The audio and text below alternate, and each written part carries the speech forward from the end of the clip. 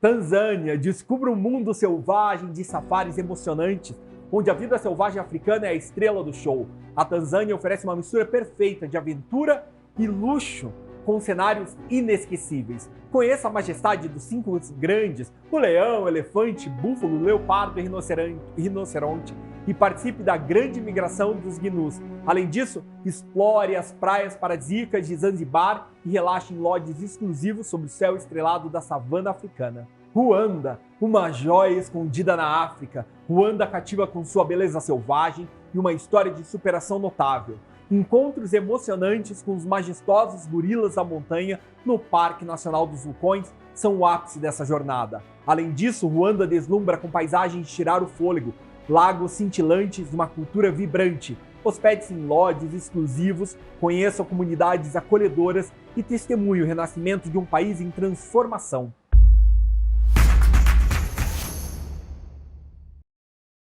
Está começando mais um episódio The Publisher, o meu podcast aqui na Top View, em parceria com a Rick Podcast. Esta segunda temporada é super especial, porque nós vamos falar só de viagens e eu tenho uma convidada para os meus episódios, Flávia Duque, embaixadora de viagens da Top View e Travel Designer. Seja bem-vinda. Muito obrigada, Iabe. E eu quero falar para vocês que este segundo episódio é sobre Tanzânia e Ruanda. Tanzânia, um país da África conhecido por suas vastas planícies, rica vida selvagem e com lar de alguns dos parques nacionais mais famosos do mundo. E também a montanha mais alta da África. E Ruanda, um país montanhoso na África Central, famoso por suas paisagens espetaculares, encontros com gorilas das montanhas e sua notável recuperação após o genocídio de 1994. E são sobre esses dois países que eu vou conversar com a Flávia. Flávia, me fala um pouco sobre Tanzânia e Ruanda. Você sabe que você falando, você apresentando, eu já fiquei inteira arrepiada aqui, porque Ruanda é o meu xodó. É o meu xodó e eu já explico o porquê. Bom, Tanzânia. Tanzânia é um país, assim, fora o povo, que você sabe que eu gosto muito de gente, né? Eu gosto da coisa de gente. Então você tem os Maasais, que são maravilhosos. É um país extenso. Você tem uma rica vida selvagem. E não é aquela coisa deles estarem numa fazendola. Eles realmente estão livres. Então você tem a migração dentro do país. Então você não vê assim 2 zebras. Você vê 40. Você não vê um búfalo, 2, 3. Você vê assim 80. Então a diversidade é muito grande. E você tem um Serengeti que, na verdade, como tem muita água, você tem muita vida. Então, facilmente, você vê os Big Five, que são os 5 grandes que toda pessoa que faz um safari gostaria de ver. Você falou do Kilimanjaro, que para quem gosta de altitude, é a montanha mais alta da África. E Ruanda, que para mim tem assim um gosto especial, porque apesar de ser muito pequenininho, é um país que ganhou meu coração. Primeiro, pelo genocídio, porque a história do genocídio, para mim, narra a resiliência de um povo e a imersão dessa cultura, deles não deixarem morrer a cultura, apesar de tudo que eles sofreram. E os gorilas das montanhas, que estavam quase em extinção, quando Diane Sawyer, a americana, que quem não viu, veja a Montanha dos Gorilas, porque realmente conta a história dela, que foi uma visionária, e que resolveu que ela ia catapultar esses gorilas que estavam quase em extinção. Então, hoje você consegue subir a montanha e ter uma experiência autêntica com os gorilas das montanhas. E como você planeja uma experiência única que combina o emocionante safari na Tanzânia com a fascinante aventura de encontrar os gorilas em Ruanda? É muito tranquilo, porque você chega no Kilimanjaro, você faz uma noite em Arusha, que é uma cidadezinha, perto, dá 1 hora mais ou menos do Kilimanjaro, e aí você voa para o Serengeti. Faz ali 5, 6 noites no Serengeti, você pode inclusive mudar de lodges. Você tem uma outra região que chama Mara, do Mara River, então você pode fazer o Serengeti e o Mara River, e depois você voa para Ruanda. Então você faz todo esse triângulo ali, você faz todo voando. e você consegue chegar ou em Kigali, que é a capital de Ruanda, ou você chega no Volcano National Park mesmo, que é onde estão as Montanhas dos Gorilas. E quais são as melhores épocas do ano? As melhores épocas do ano para você fazer a Tanzânia é na época da migração, se não me engano, é março, abril, se não me engano. Tá? Mas, assim, mesmo que não tenha uma super migração, já vale você ver, você ter essa interação, porque você tem animal realmente em todos os lugares. E o gorila das montanhas, daí é 24/7. Eles estão lá sempre. Você tem falado da migração, né? Como funciona a relação? Porque uma coisa, nós temos cidades muito urbanizadas no Brasil. Nós temos a Amazônia, Pantanal, mas a gente não vê bicho na cidade. Lá você vê? Como funciona? Não, porque, na verdade, as cidades, não tem muita cidade. As cidades, elas são isoladas. E a migração, na verdade, são dentro dos parques nacionais. Então, a depender da temperatura e a depender se é outono, se é primavera, a depender da vegetação, eles migram para o norte ou migram para o sul. Então, mas dentro desses parques nacionais. E como você seleciona acomodações exclusivas e confortáveis para proporcionar essa experiência africana? Nós falamos já de Maldivas e falamos de Sri Lanka. Maldivas, obviamente, um altíssimo padrão de luxo.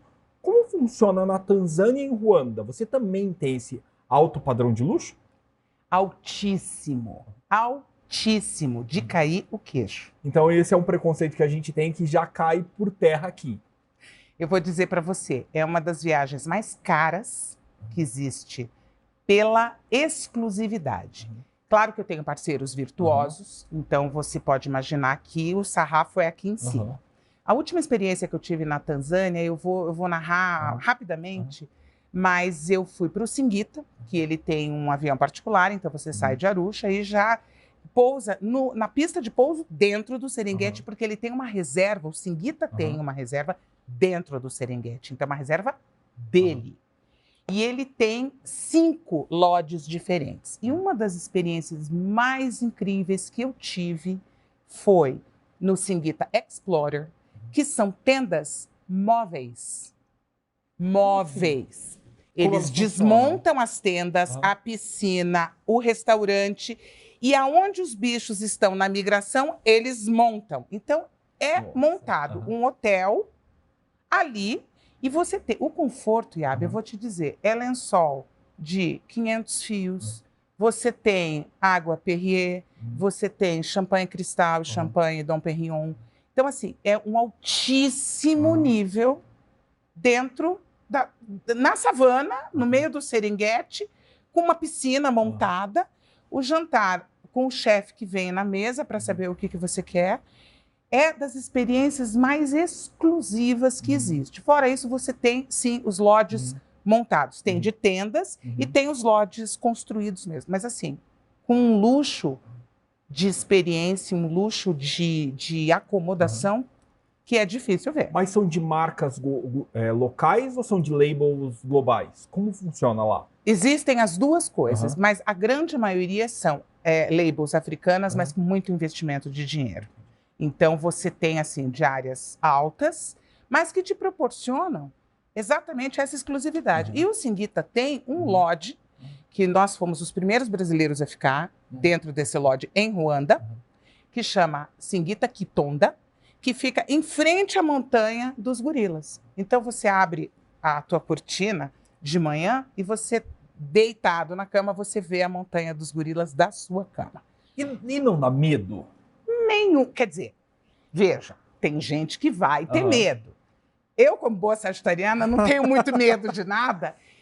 Eu vou contar a experiência porque realmente essa vale muito a pena.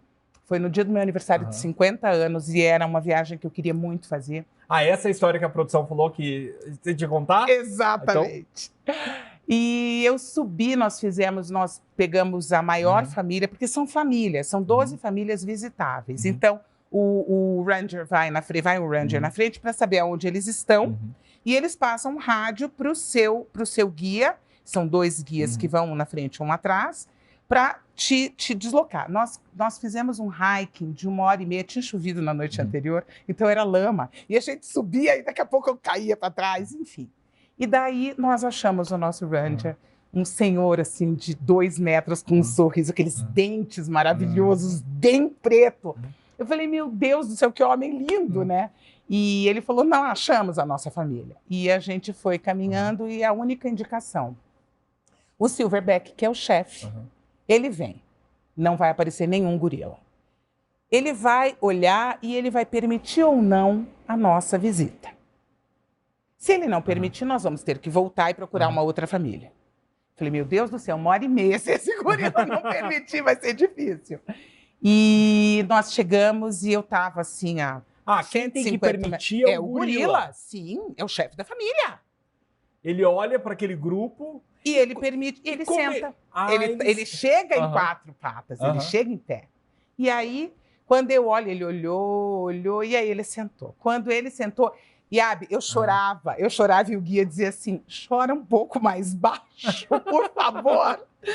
Porque, assim, foi das maiores emoções. Eu tenho uma foto, gente, e eu vou pedir para a produção colocar aqui, porque eu cheguei muito perto deles. E aí, a hora que ele senta, sai gorila, de todos os lugares que você puder imaginar. É impressionante. É tipo um filme mesmo. Tipo filme.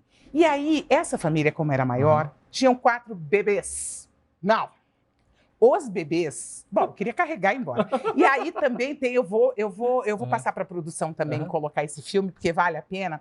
Eu cheguei muito perto de um bebê, mas muito perto. E eles pedem, não chegue tão perto, porque às vezes eles ficam mais ariscos. Mas o bebê era tão fofo e ele estava num galho e a mãe estava do lado. E eu cheguei muito perto e ela ficou enfesada. E ela bateu no peito, como quem diz, não chegue mais perto porque ele é meu. E uma outra situação que eu vivi lá foi que um outro bebê veio, puxou a manga da mãe, a mãe estava comendo, ela parou de comer, abriu o braço e ele veio mamar. Então, assim, você olha no olho de um gorila, você sabe, são 99% dos nossos genes, né? Então você identifica, e é de uma docilidade, eles são de uma docilidade. Eu não sei como que as pessoas podem fazer mal. E tem mais uma coisa que eu gostaria de colocar. O governo de Ruanda, depois do genocídio, fez um trabalho muito interessante, porque como é um turismo muito caro, eu falei para você, são $1.550 a permissão para você subir na montanha. Para você, 1.500, sem tracker, sem guia, o FII. Por quê? Porque eles revertem isso para as comunidades locais. Para que as comunidades locais não matem os gorilas como matavam antigamente para fazer dinheiro. Então, as comunidades locais veem a importância do turismo. Então, esse dinheiro é revertido para a pesquisa dos gorilas e para a comunidade local.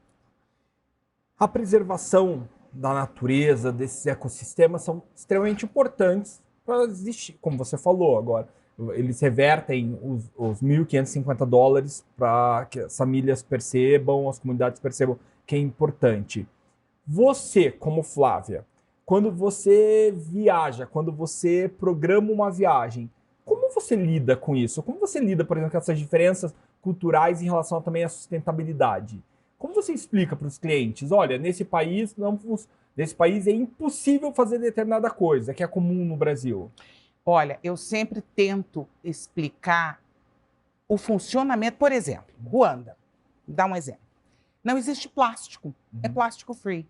Então, você não entra com nenhuma sacola plástica dentro do país. Então, você explica, olha, você leva em sacola de pano, você leva, porque realmente o país... E eu acho muito interessante você vender coisas sustentáveis, porque eu acho assim, a gente está cuidando do nosso planeta, a gente está cuidando do planeta dos nossos filhos, dos nossos netos. Então,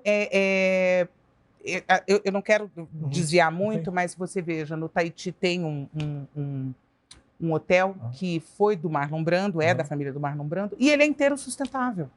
Você veja, eles tiram o ar-condicionado da ilha inteira, é tirado do fundo do mar. Então tem uma draga que pega a água gelada do fundo do mar, e é essa água gelada, tem uma usina dentro do hotel que abastece todos os ar-condicionados. Então isso, para mim, faz diferença. E o Virtuoso tem uma coisa que ele tem um prêmio de sustentabilidade. Então a gente sabe literalmente quem são os hotéis mais sustentáveis do mundo. Que interessante isso. E os clientes hoje já olham para isso? Quem viaja, os viajantes têm já esse olhar? Alguns, sim. Alguns que são mais preocupados com essa coisa mais ecológica, com essa coisa da sustentabilidade, sim. Porque, assim, você tem cliente de todos os tipos. Tem o cliente que quer hotéis mais clássicos e que não se importa. Tem gente que quer ir para uma coisa mais exótica, mas que tem essa pegada mais sustentável. Tem gente que não gosta de bicho, que não gosta. Então, você tem que. Por isso a entrevista é necessária. Para que você possa dar uma radiografia do que é a expectativa daquele cliente e desenhar realmente o que ele quer, né? Infelizmente, diversos filmes e documentários que nós assistimos sobre países que estão no continente africano trazem muita violência mesmo. Como lida com isso, por exemplo, uma viagem para Tanzânia e para Ruanda? Porque são países subdesenvolvidos, mas que estão avançando rapidamente com o turismo. Falam que a África é o novo Brasil, com toda a potencialidade que tem. Mas como você consegue garantir segurança dos viajantes? Como funciona essa parte? Assim, na África você tem vários conflitos. Então, assim, a gente procura colocar países seguros, onde existam governos que são governos lineares, né? Que prezem pelo turismo. Então, a Tanzânia é um país super pacífico. Ruanda, depois de todo a questão do genocídio, é um país muito tranquilo. Namíbia é muito tranquilo. A África do Sul é muito tranquilo. O Quênia é muito tranquilo. Então, você vai colocando países onde não existam, por exemplo, a Etiópia. É um país que eu sonho fazer. Mas você tem alguns conflitos ali. Então, assim, a gente acaba não indicando justamente para que não coloque o cliente em risco, né? Mas esses países, esses dois que a gente está abordando, são países extremamente seguros. Então, eu posso programar a viagem tranquilamente, quem está nos escutando, nos assistindo. Tranquilamente, mas assim, sem nenhum problema. Além dos gorilas, óbvio que a gente tem que conhecer. O que mais você falaria assim, olha, é obrigatório nesses dois destinos? Assim, a parte histórica de Ruanda é muito interessante, então eu sugeriria ficar 2 dias em Kigali, que é a capital, porque ali você tem a ideia. Quem não viu também um filme muito interessante é o Hotel Ruanda, que conta a história do genocídio dos Tutsis e dos Hutus. E o interessante é que quando eu fui para lá, eu fiquei sozinha em Kigali, porque o grupo acabou voltando, não tinha muito interesse, e eu tinha muito interesse, né? Pais historiadores, então, enfim. E eu peguei uma guia Tutsi. Ela era Tutsi e ela tinha um pouco mais nova que eu, e ela tinha 12 anos quando aconteceu o genocídio. E ela me mostrou, então a gente ficou 2 dias juntas, né? E ela me levou na casa que era a casa dela, e eles ficaram 3 meses, a família trancada ali dentro, sem dar um pio. O tio dela, casado com a tia Tutsi, era Hutu, e sabia que eles estavam ali, então eles dormiam assim, meu tio vai vir e vai matar a gente. Então, ela contando a experiência dela, daquilo, e depois ela tem o Museu do Genocídio para os turistas, e tem também, o que ela me levou, o Museu do Genocídio para os ruandeses, que fica no Congresso Nacional. E aí conta a história de por que os belgas incentivaram essa luta, porque você sabe que sempre vem pela colonização, né? Então, sempre tem um europeu colocando ali a colher no angu. Então, eu acho isso importantíssimo, talvez tanto quanto os gorilas. E como você equilibra o ritmo da viagem, que é muito intensa, com todos os safaris e contato com a natureza, com momentos de relaxamento e total tipo off mesmo? Porque nós falamos, por exemplo, de Maldivas, que teria essa característica, e como você consegue fazer isso ou na Tanzânia ou em Ruanda? Em ambos os casos é muito tranquilo, porque você está num hotel com uma superestrutura, né? Então, assim, os safaris são 2 safaris, um de manhã cedo, antes do café, e um no final da tarde, no sunset. Então, você tem o dia inteiro livre. Então, você pode fazer um spa, você pode ir para a piscina, você pode ter um almoço na savana delicioso, você tem tempo livre para aproveitar e para relaxar, para ler um livro na tua varanda, sabe? Para fazer nada, para caminhar. Então, você tem tempo livre para isso, porque são 2 safaris só. Então, dá assim tranquilamente. E assim, tem uma experiência que é de spa que você faz a massagem no meio da savana. No meio? No meio. Eu fiz embaixo de uma árvore, assim. Mas assim, a qualquer momento poderia vir um leão ali. Claro que não, porque obviamente, né? Mas enfim, você está no meio da savana. E quando a pessoa chega no seu escritório, na sua agência, e ela não tem um destino definido, e você fala assim, Tanzânia, Ruanda, como as pessoas reagem? Tem uma história muito incrível. Na pandemia, outubro de 2020, a gente estava naquela coisa, né? Não vendia nada, não tinha voo, não tinha país que... Enfim. E eu tive um casal em lua de mel, eles iam casar. E ela foi na agência justamente com isso. Flávia, o que eu vou fazer? Eu falei, você vai fazer Tanzânia e Ruanda. Porque eram países que eram permitidos. Ela falou, meu Deus, eu nunca pensei nisso. E fizemos com Maldivas, a gente linkou com Maldivas. Ela falou, não poderia ter sido melhor. Porque é uma coisa totalmente inusitada. E eu acho que ninguém pensa nisso. As pessoas pensam no que a mídia joga pra gente diariamente. Mas não pensam out of box, essa coisa de fora da caixa. Não se pensa, né? E Tanzânia e Ruanda, você diz, meu Deus do céu, é tudo isso e mais um pouco. Não, eu vou confessar para vocês que na preparação para esse podcast nós pedimos uma lista de indicações de lugares, porque eu gostaria de fazer por destinos, porque eu sei que vocês buscam na internet o destino, e daí quando a gente mandou para Flávia e ela respondeu com uma lista de destinos, e olha que interessante, a lista veio separada, e nós, com a produção, fomos juntando. Então você tem mais 6 episódios pela frente. E é muito engraçado, porque eu não sabia, por exemplo, nós não fizemos uma preparação, eu e Flávia, para conversarmos, daí juntar Tanzânia e Ruanda. Eu tenho aqui um roteiro de perguntas que eu montei com um time, mas está sendo muito interessante ver que os destinos realmente combinam. Super. Olha, você vê, eu fiz Maldivas e Sri Lanka junto, e essa viagem eu fiz juntas. Muito legal. Mensagem final para esses dois destinos. Mensagem final. Descubram o mundo. Descubram a história do mundo. Descubram experiências incríveis e diferentes. Descubram. E é isso, esse foi mais um episódio de The Publisher, o meu podcast aqui na Top View, em parceria com a RIC Podcast, ambas empresas do Grupo RIC.